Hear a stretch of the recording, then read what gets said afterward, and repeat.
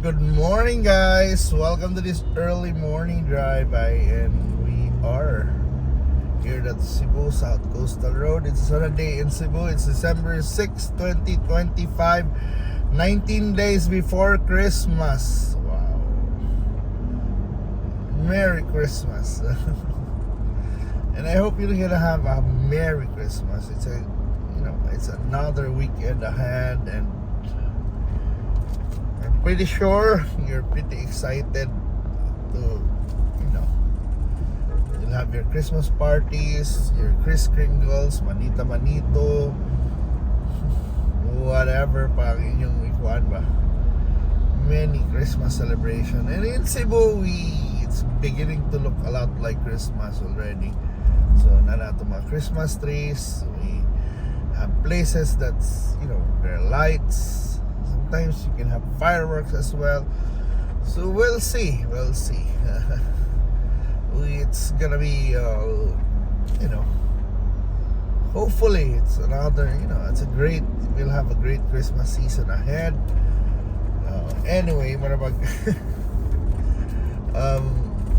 are the latest things ba? We talked about Marisrakal na. I think pero some things that we are gonna talk about probably is mga politics, exciting times ahead. Na daghan kayo kalingawan sa politics, especially dito sa City Hall nato, di ba? There's a lot of drama, but nothing's really gone. Nothing drastic is happening. Puro posturing so far. But we'll see.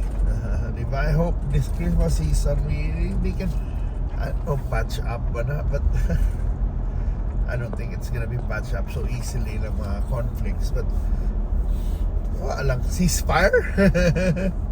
I don't know, but listen kayo mag-ceasefire because there are, issues coming in Sinulog, and I think there's rumor has it that Sinulog is gonna be like the biggest ever. Like we have around dakan kita contingents, diba?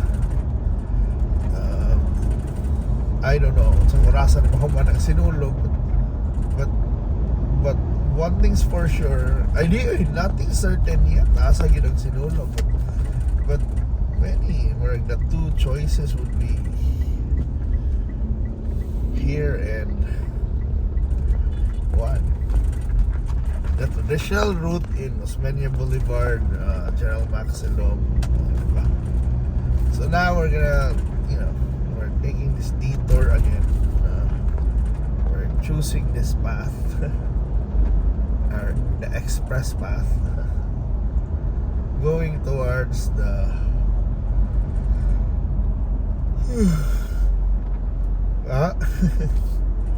going towards the tunnel, diba? Kani ang express path nga mayroong mga agi. But dili ni ang suggested path if you are planning to go to the CCLEX. I don't know if they call this innovation, basta mali innovation nila natin counterflow. Diba?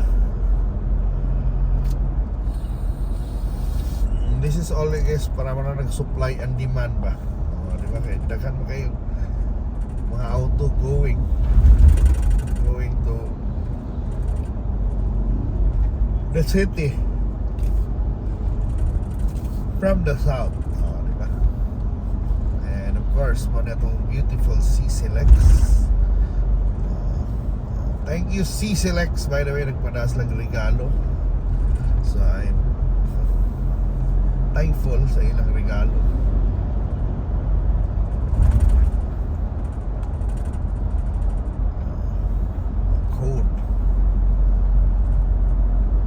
Early morning patawa patay 7 o'clock.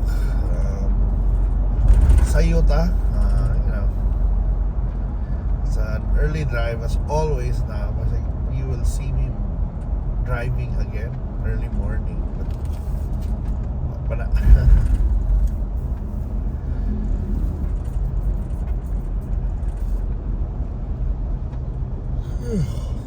yeah, kumusta bitaw mo? Yeah, ako marabag yeah, I woke up so early today because I know I have an early day, but also sobrang ka early, but yeah, I started, I uploaded already stuff.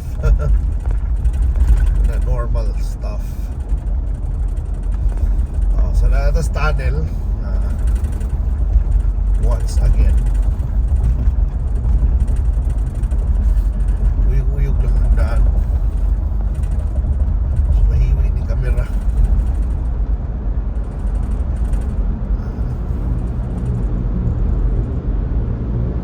And muna unsa pa may mga kuanon, mga things that to talk about, diba?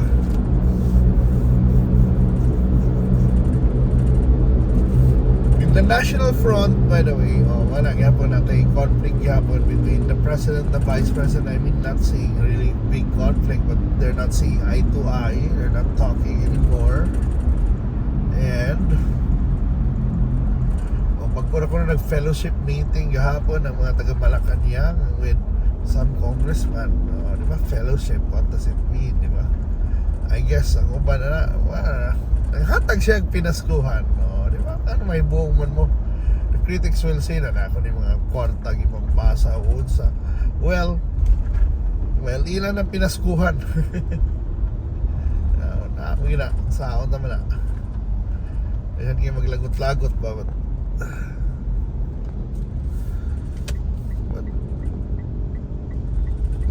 wala itong kuhan kahimtang karon, diba? Na gamay bikil panagtigi ang atong kuhan ay duha ka kampo na Marcos and Duterte. Wala mo ni kuhan ko formerly Team Unity. So kato mga supporters sa Team Unity, hi diha sa inyo. Diba? Unsa naman ni ron? Diba? Ay kung ina karon na sad kontra na mo sa inyong mga amigo sa una. Diba? Maramag that's although yes, among rata sa tong gipang suportahan na kandidato. For anyway, good morning hapon sa tanan, diba? Mga paunsang kulor sa politika inyong isuportahan. So we are hoping also na kahit paano sa National Front, kay gubot, hindi maabot nito na maggubot na yun kaayo. Pero grabe yun kainit ang politika in the National Front. Diba? Murag interesting times yun kaayo. So mga itong hope lang na this Christmas season, although kay bago kita lang init na yun kay karon Pasko na pa dong, pero next year election na mag less than 5 months na lang, less than 6 months to go before our next election. So diba, so kuhan kayo na daghan kayo mahitabo pa, diba? Kay bawa pa man purma yun ang mga line up.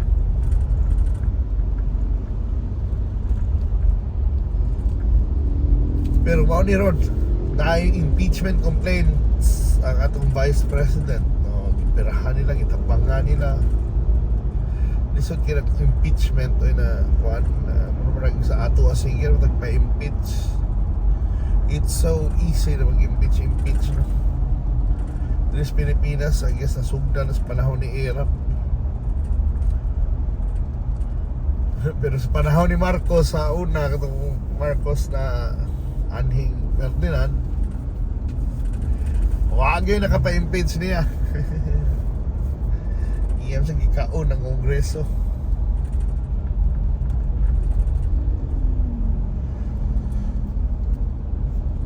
But wala itong hope na lang na hindi na mo grabe ka na mangyayari na sitwasyon. Hindi na init-ikuha na itong mga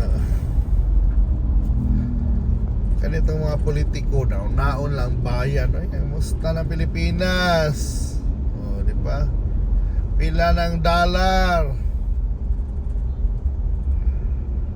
Di ba? Ako pa encourage lang na to talang mga naiapam. Pangay mong dollar. Yeah. Pangay mong dollar. sa inyong mga hinigugma.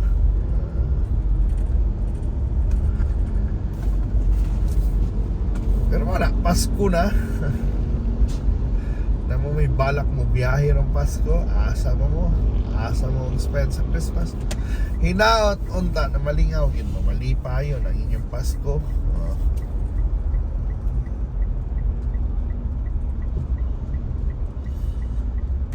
O mabulahan mo, di ba? Mabulahan mo, may tagbadawat na inyo ang inyong gusto na regalo. Kaya ba ka, kitang tanan na, ito yung mga gi-wish na regalo niya, pero mag-wish na kay ba ka na dili kita dali makuha, pero karon daghan naman ron paagi ko no, nanay credit card di lang credit card, nanay home credit.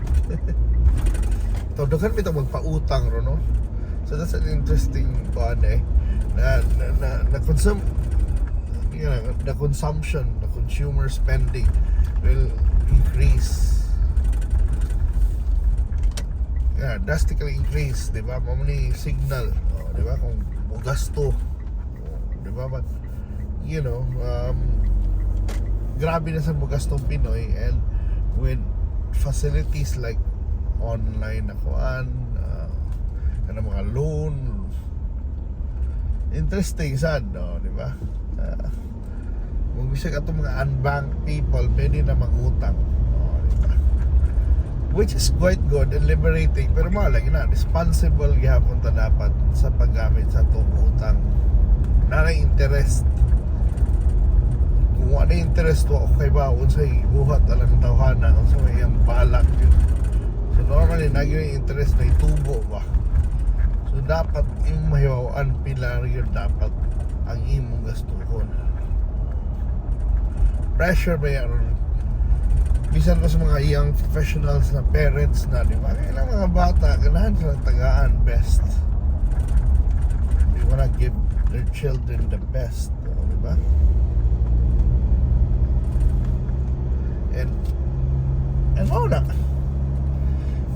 Dapat lang.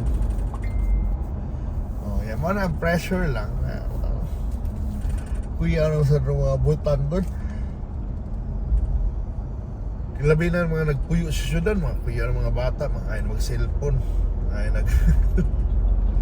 apinlas mga needs ba, cellphone, laptop, need naman kina sa mga schools ba. Isod kayo ron, kung wala kayo mga laptop o smartphone, diba?